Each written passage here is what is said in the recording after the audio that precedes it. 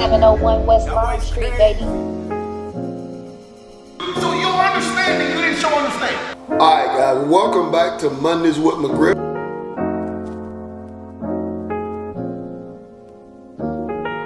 That's the kind of stuff that keeps me coming back. Like I've always got something that say, okay, what can we be better at?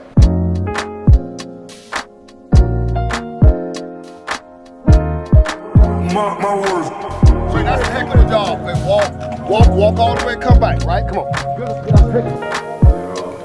All right, guys, welcome back to Mondays with McGriff. This is our final regular season episode. This is episode 10, or this is week 10, episode 9. I'm not sure which one it is, but we're rolling last week of the regular season here.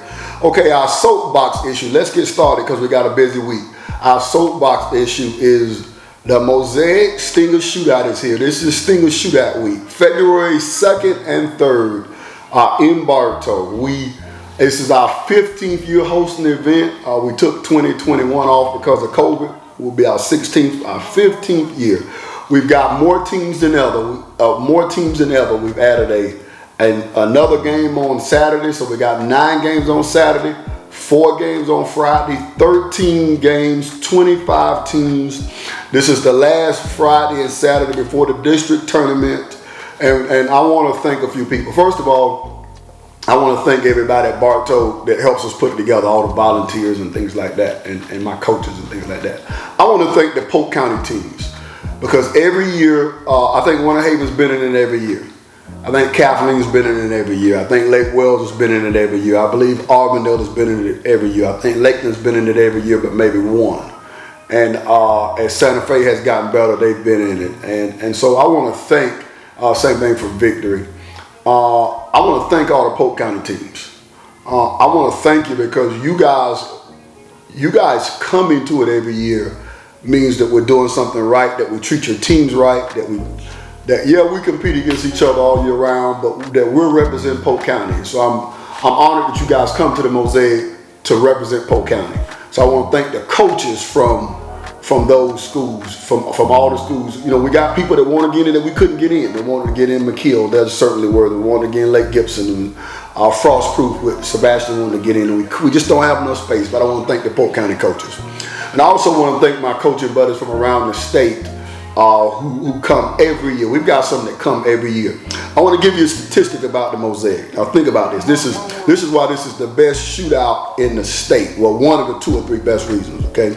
We've got 9 of the top 30 FSA teams. There's 662 teams playing boys basketball in the state.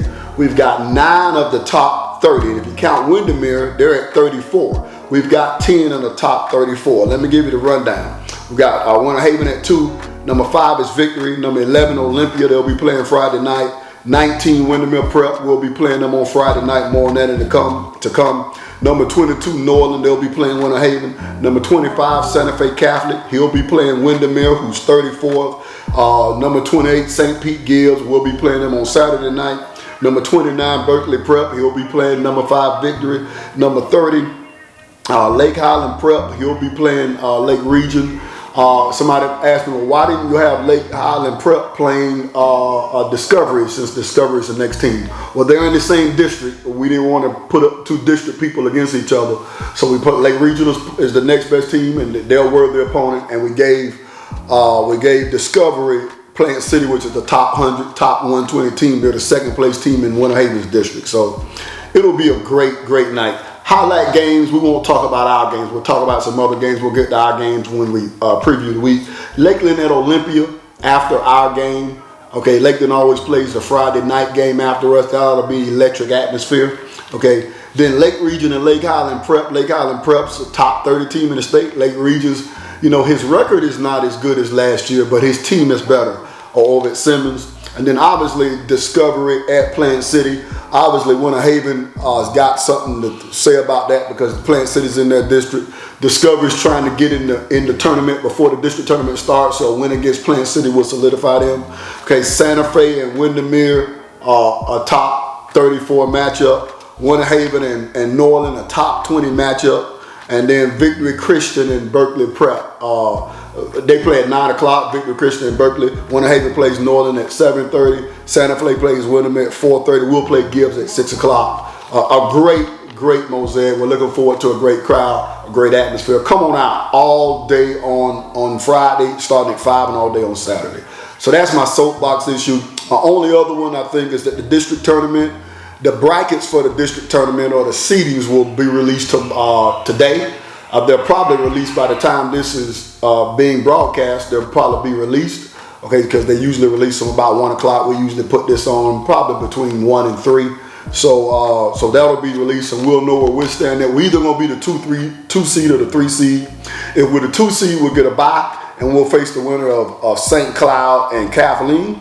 If we're the 3 seed, St. Cloud will get the bye, and Kathleen will have to come to us next Tuesday. So we'll have more details on that next week, but we're going to be on the side no matter what with St. Cloud and Kathleen. Lakeland's the number 1 seed in our district. They're going to be on the side with Lake Gibson and Liberty. So that's coming up next week, but we'll talk about that next week. This is Mosaic week in Bartow. Okay, let's go to our review, our weekend review. Okay, on Tuesday, we lost the Victory 65-52 in Bartow on senior night. 65-52 in Bartow on senior night. We lost the Victory. We're now 0-2 versus Victory. We played them in the last 2 years in my tenure, and they beat us both times. So that's not good. We're gonna have to get better because they spanked us both times the last couple of years. Okay, so let's get right into first of all, it was a great senior night. Okay, you guys have seen the senior night stuff coming out. We got 9 seniors, we recognize them. So that was a great night. You know, the game, okay? What happened in the game? Coach McGriff, what are the details in the game, okay? If you've been following the show, we've been talking about turnovers all year. Coach McGriff, did turnovers get you? Actually, turnovers did not get us. The turnover percentage was under 20%. It was right at 19.9 or something like that, which for us is like throwing a party. And Victory's turnover percentage was 20.9%, so there was actually higher. So that was the second consecutive game that we kept the turnovers down. We went down to the Wally Keller, got a top 100 win against the team down there, and here's a top 5 team, and the turnovers came down, okay? So why'd you lose the game, McGriff? Well, okay, in simplest results, they got LJ and we don't, and that's probably the number 1 thing.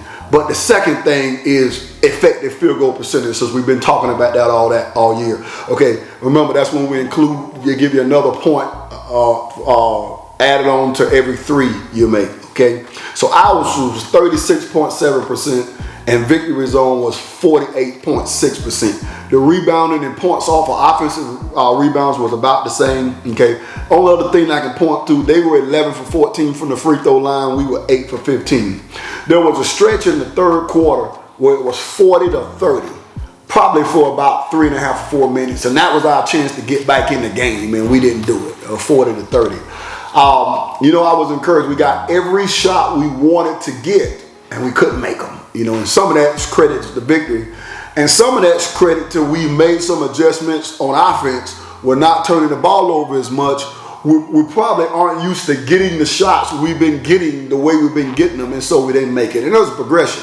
Our progression is we got to take great shots, so shot selection. Then the turnovers. Well, how do you solve the turnovers? Well, you get the kids to play more together. You point it out. You go to tape study with it. We did that. Okay, we managed to get them down. And then you're getting good shots. And then you got to be able to make good shots against good teams. Well, we didn't make them, but we got every shot. Victory is a pretty good defensive team. They pressured all over the floor. For the most part, we handled the pressure. We got every shot we wanted to get. We couldn't make it, and so that's why we lost the game. Okay, but we're progressing. Okay, so that's Victory. Credit to them. Credit to Coach Fitzgerald. I'm rooting for him to finally get over OCP and get to the White House. Okay, and we'll be rooting for him at the Mosaic next Saturday night. Okay, Friday we visited our arch rival Lake Wales. Okay, we beat Lake Wales 67-34. Somebody asked me earlier in the week, are you going to take Lake Wales off the schedule because it meshes with your strength of schedule? And my answer was no, because when they was beating us 10 or 11 straight times to start my tenure, now there wasn't any strength of schedule, but they didn't take us off the schedule, and we're not going to take them off the schedule. Why? Because it's a rivalry. Their fans were at the game. It was a good crowd. Our fans came to the game, and so I'm not one of those people who worry about rankings and stuff like that a whole bunch. I mean, I got to worry about it a little bit because we're trying to make the tournament, but we're going to play our rivals, There's no rival that Bartow loves beating more than Lake Wales, or no rival that Lake Wales loves beating more than Bartow. And so we're going to keep him on there. And I think Coach in his first year, he's doing better than what I did in my first year. I was 6-21 my first year. People, it's been so long ago, people have forgotten. But anyway, we beat him 67-34. Okay, two stats, because we know we're stat people on this. This is a kind of a basketball junkie show. For the third straight game, our turnover percentage was under 20%. It was 19.6. We're starting the trend. Yellow Jackets, don't look now, but you're actually learning how to play offense together without turning the ball over. So we'll see, can we keep it going into 4 games this week? Big week we're going to talk about. But for the third straight game, we kept it where we wanted to do it. Right at 20, maybe under 20 at 19.6. Lake Wales turnover percentage was 36%. You know, that means for every possession they had, they turned it over 36% of the time. We turned it over under 20, 19% of the time. Okay. Probably the other one, the effective field goal percentage. Okay, we shot 51%, they shot 30. Okay, let's get into a couple of guys. Okay, Trick Butler had a career game. Okay, he had 21 points. Okay, if you'd asked me in November, could Trick score 21 points, I would have told you he couldn't score 21 points if he was shooting dead in the cowboy movie. And he had 21 points on 5 for 6 shooting from the 3-point line. He made all his twos, and this is a playoff team. What do you mean, McGriff? You got your 1 or 2 kids who are consistent scorers, and then on our Final Four teams, okay, last week you had Dan that had 16 points in the game, and then we go down to the Wally Keller, and you have Jay Crosley that hit 9 threes and scores 27 points. Then in the game Tuesday, okay, we had a couple of guys that step up. I won't mention the names because we try not to mention stats on the loss, but there's different guys. And then in this game right here, Trick Butler had 21 points, 5 for 6 from the 3-point line. Okay, I think 1 turnover. Really a terrific game, and always a decent game defensively. Rick and Ed were consistent. They've been our most consistent guys all year. Rick was a little bit under the weather last week, and so that probably affected him on Tuesday. And he was a little bit nervous going back to Lake Wales. You know, he played there last year, but he picked it up the second half. 15 points, 11 rebounds, 3 assists. Big Ed, I think, only had 6 or 7 points, 10 rebounds, 4 assists. Okay, Mosiac had 6 assists, kept his turnovers down, 3 rebounds. Dan had 4 rebounds, and so it's good to beat Lake Wales. It's good to beat Lake Wales in Lake Wales. Okay, and we want to keep that going as long as we can against Lake Wales. So that was our week in review. Okay, we hope we've done enough to get the 2 seed in the district. If not, we'll know that today. But if not, we'll be the 3 seed and we'll have to play. But that's our week in review. And now we're going to go to our preview, and we've got our first 4-game week. And we do not generally play 4 games in a week, but we had a makeup game that we're trying to stuff in there, and so let's talk about it. First, we're going to Mulberry. Mulberry is 10-9. Coach Sanders is in his 2nd year over there in Mulberry. Somebody asked me, well, why are you playing Mulberry? They're going to hurt your strength of schedule. Okay, well, let me tell you why I play Mulberry. We're playing Mulberry because one of Bartow's rivals. Okay, Mulberry you can get from Bartow High School to Mulberry High School in about 10 minutes. It's closer than Lake Wales. It's closer than Lake Region. It's closer than Fort Meade. It's closer to George Jenkins. Those are all our geographical rivals, okay? In the 60s, 70s, 80s, 90s, okay, Mulberry and Bartow basketball was a cantankerous rivalry. Bartow's always kind of had the upper hand because it's been a little bit larger population school, but when Colin Smith was coaching at Mulberry, and Chris Jesse was coaching at Mulberry. Many of you guys know Colin Smith and Chris Jesse, Mulberry guys. The rivalry was cantankerous. The third thing is the Coach Sanders said, Coach, you know, how are we going to build our program if nobody will play us? And so I remember being 6-21 one year. I remember being 8-18 one year. And what would have happened if Winter Haven with Don Grant wouldn't have played me? If Kathleen with Drew Taylor would not have played me? If Lake Region with Scott Williams would not have played me? And so he's trying to build his program. I think it's good for the south part of Polk County. I consider Bartow, Mulberry, Fort Meade, and Frostproof kind of the south part of Polk County. And the south part of Polk County is having a great year. Fort Meade's having a great year. Frostproof having a great year with the Rosario kid. And now Mulberry, he's 2nd year building his program. So that's why we're going to Mulberry. The JV game is at 5 p.m. They decided to schedule a girls game with Plant City in between. So JV is at 5 p.m. Varsity is at 8 p.m. JV's at 5, varsity is 8. Okay. They've got 3 or 4 really good players. Their best player is number 4, Kai Hodges, okay?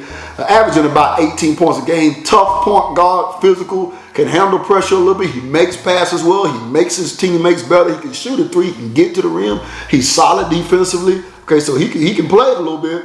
And then Alex Fisher, number 3, can shoot the ball, kind of long and athletic, helps him rebound the ball, things like that. You know, they beat Lake Wales this year, okay? They lost to Lake and Christian early in the year. They come back, they beat them late in the year, okay? Okay, I'm watching tape on them. Okay, they're playing Lake Region. They got Lake Region a 2-point game with 30 seconds to go and almost had that game. So they're getting better. Okay, the people in Mulberry are going to come out to the game. Why? The Yellow Jackets are coming to town. And so it'll be a great atmosphere in Mulberry. I'm excited to play Coach Sanders and help him build his program. Now I want to beat him and stuff like that. I don't want him to build his program by beating Bartow, right? But I'm excited to be going to Mulberry. We have not played him in a long time, and I hope he will keep improving his team, because if Mulberry's better, that means Bartow's got to be better. That's my view on everybody in Polk County who's good. If somebody's better than me, hey, we got to get better, and we'll rise to the challenge. So looking forward to that. That's on Monday. Okay, Wednesday is the makeup game.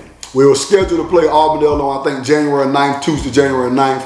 All after-school activities got canceled, so we're playing them on Wednesday, January 31st in Bartow. JV game starts at 6. Varsity is starting at 7:30. It's Auburndale at home. Coach Eric Robinson is in his 22nd year. Me and him have been at our schools the longest. His 22nd year at Auburndale. He's at his alma mater. Okay, they started out really slow, 2-10. They're now 7-14. That means they're 5-4 in the last 9, and the 4 that they've lost, they've been close. Like they played Winter Haven in one of those, but they're close to Lakeland. They lost to King close Saturday, and so they're getting better.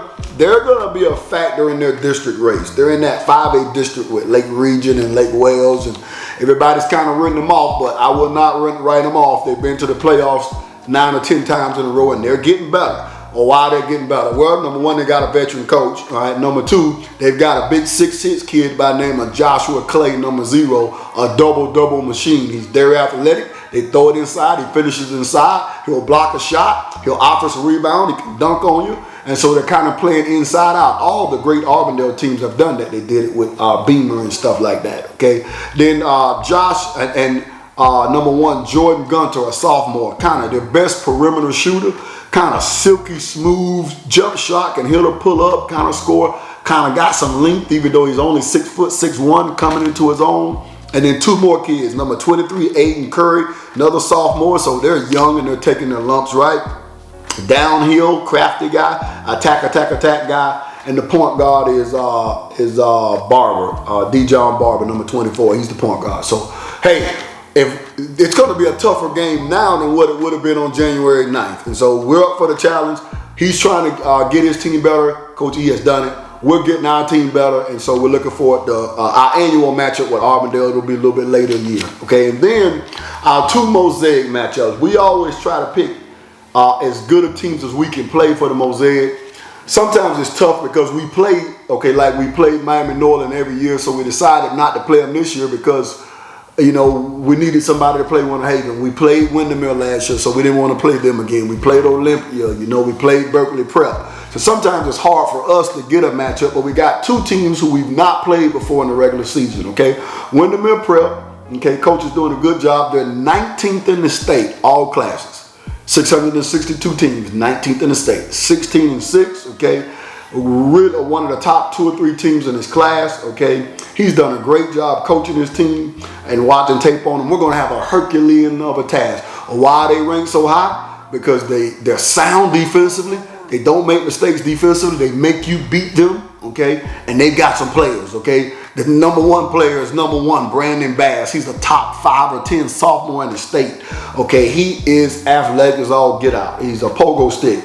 Okay, he's left-handed. He can shoot the ball. He can shoot it. He can get to the right and poke on you, okay? He's very skilled, can handle the ball, okay? He's great defensively, okay? He gets after defensively, and so he gets steals and deflections. And so he he is a problem for us. We've been talking about how good our defense is. We're going to get a test. He's terrific, and we ain't going to be able to stop him. We just hope we can slow him down. Number one, Brandon Bass. And then it got a 7-foot Chinese national kid. Well, let me see, can I get his name right? Number 32, Senin Huan. He's 7 foot, number 32.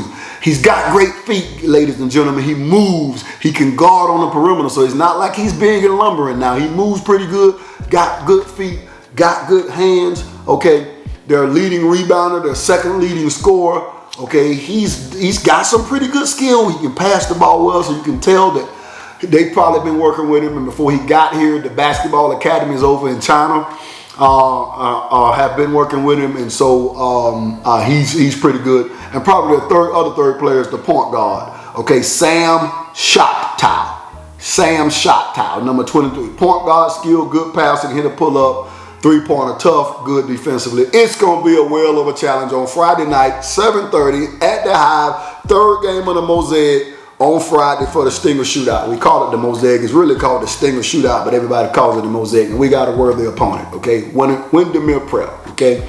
Saturday, 6 o'clock game, okay? We play St. Pete Gibbs, okay? St. Pete Gibbs, they're 20-3, okay? And Coach Murphy went to the Final Four last year, got everybody coming back this year. He's been to the Mosaic. He came last year. He's been several times over the years. I think this is Windermere Prep's first time. But this is Coach Murphy and Gibbs. They've been here 3 or 4 times, and they got a doozy of a squad. 20-3, 28th ranked in all classes. Okay, and what do they have? They got a freshman. Okay, everybody's clamoring about number 5, O'Neal Delancey. O'Neal, I may be mispronouncing the first name. We're gonna call him O'Neal. Okay, 6'3" scoring guy, averaging about 16. Got all the wiggle in this game, can hit a pull-up, can get to the rim. Okay, it's just smooth game. Like I talked about Gunter being smooth from Auburn. He got a very smooth game.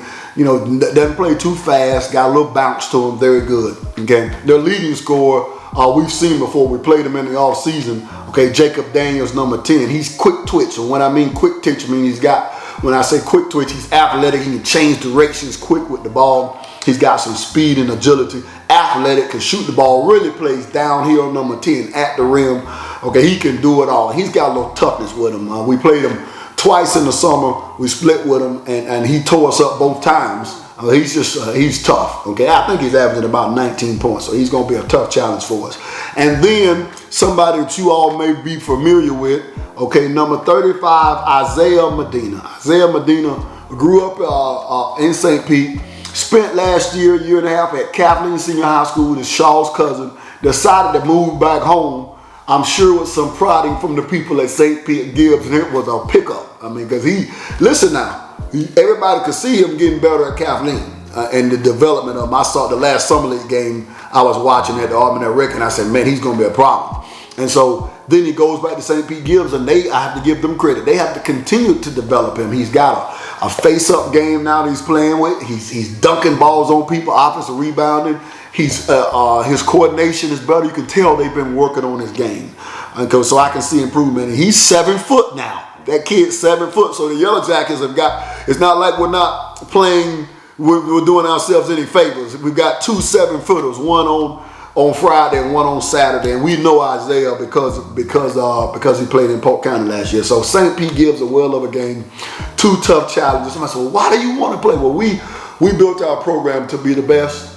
We want to be the best in Polk County and the best in the state, and we're going to play the best. And that's our philosophy. We've always done it. This is our 15th year hosting the Mosaic. We've done it every year, and so we don't see any sense in changing. And we need these wins. Okay, so let me pivot a little bit to the region.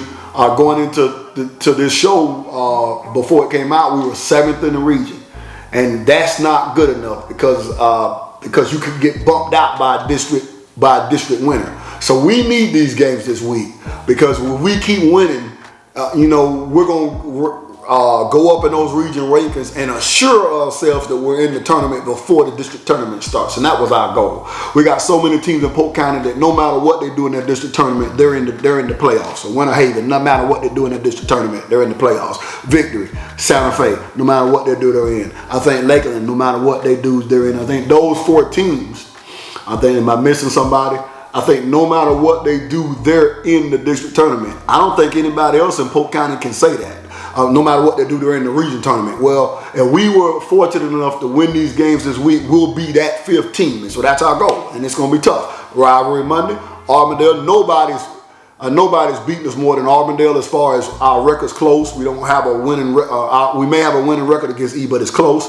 Okay, and then two top 25 teams coming into the Hive. And so we got our work cut out for us. We're ready for it. And we're getting better. And hopefully we get a good report and we can get Jay Sean back this week. So y'all send prayers up and keep it back. If we get him back, that helps us a bunch. So hopefully it's this week. We're hoping. I got one question. You mentioned that at 12 and 9 that this is a playoff team. How do you determine, like, now and in the past, that this Bartow team is a team that can play and compete in the playoffs? Yeah, I'll just give you an example because we had been in the playoffs 12 straight years before last year, and so.